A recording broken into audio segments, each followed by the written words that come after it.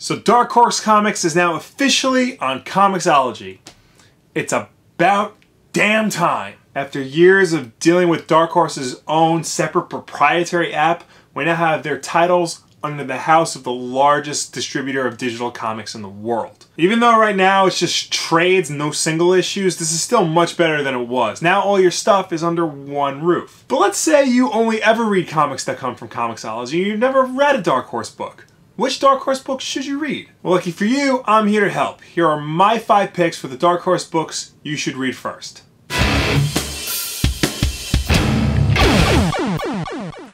Right off the bat, Hellboy by Mike Mignola. This is probably the biggest Dark Horse title there is. Even if you've never read Hellboy before, you probably know who he is from the movies. And if you like the movies, then you're in luck, because the comics are very similar. Now, I would suggest starting with Volume 1, Seeds of Destruction. It's a good starting point for who he is as a character and the world that Hellboy inhabits. But honestly, every Hellboy title is worth a read, even the spin-off BPRD. If you want something with Lovecraftian style horror but also kind of pulpy and fun, then definitely check out Hellboy. There's not really a whole lot more I can say about this series that hasn't been said already. Next, I suggest The Goon by Eric Powell. The Goon is what happens when you take the horror elements of Dracula and zombies and the old Universal monster movies and make it very blue collar and really funny. Seriously, this book is a riot. Nothing is sacred, everything is up for mockery, and it's always on point. Admittedly, this isn't a book for everyone. The humor can be very irreverent sometimes, and sometimes the horror can stray too far from the parody satire tone and just go straight into pure horror. But if you do dive into The Goon,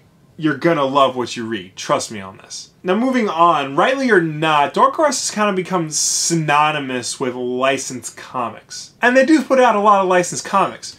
Tomb Raider is a good example. They have the Aliens vs. Predator license. They most famously had the Star Wars license for over 20 years. But now that Marvel is putting out Star Wars books, probably their best known franchise book is The Works of Joss Whedon. And while I never actually got into Buffy the Vampire Slayer, don't hate it, just never sat down and watched the show, everybody I know who is into Buffy tells me that Season 8 is pure excellence. The series featured top talent like Brian K. Vaughan, Brad Meltzer, Jane Espenson, and Joss Whedon himself, continuing the stories of the series in a way that feels believable and natural. Plus, I think this might actually have been the first comic to start the whole craze of continuing an old TV show from where it left off. So if you need more Buffy in your life, definitely check out Season 8. And if you like that, check out Seasons 9 and 10 too. Joss Whedon is overseeing all of it, and from what I heard, it still continues in the same tradition. Now, Dark Horse is also home to a lot of manga too, with a lot of classic series like Astro Boy, Lone Wolf and Cub, Appleseed, Blood Plus, Oldboy. Now, my manga recommendation isn't technically a manga because it originated in the US,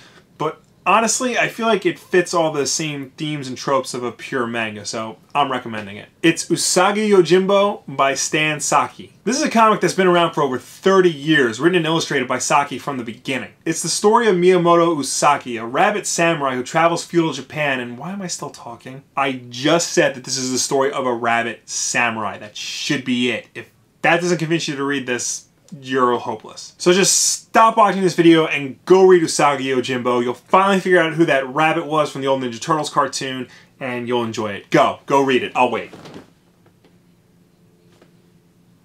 No, I won't. Lastly, I want to talk about Frank Miller. Now, yes, in the past I have been harsh on the man for not putting out any decent work since the late 90s. This is true. But, as I've also said before, when he's good, he's really good. And I think Sin City might be his best work ever. This is Miller at his purest form. The story is dark and brutal and raw and graphic, but at the same time, very heroic. And the artwork is some of the best that's ever been put in a comic book. The stark black and white is unlike anything that's ever been put out, or even being put out today.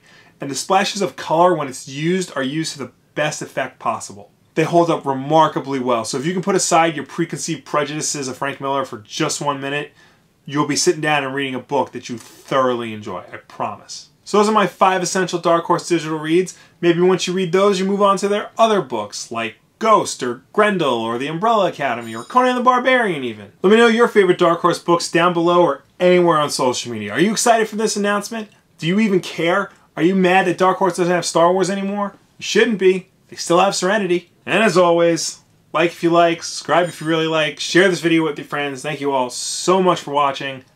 I will see you next time. Now, the first Punisher movie from 1989 was barely a Punisher movie at all. There isn't a whole lot from the comics in this movie, aside from the fact that there's a guy named Frank Castle who goes around murdering bad guys. He's not even wearing the skull on his shirt in this movie. Most hated game. Most hated game. You really hate Batman Dark Tomorrow. I know that. Really hate Batman Dark Tomorrow. Most unreasonable hatred for a game. Pikmin.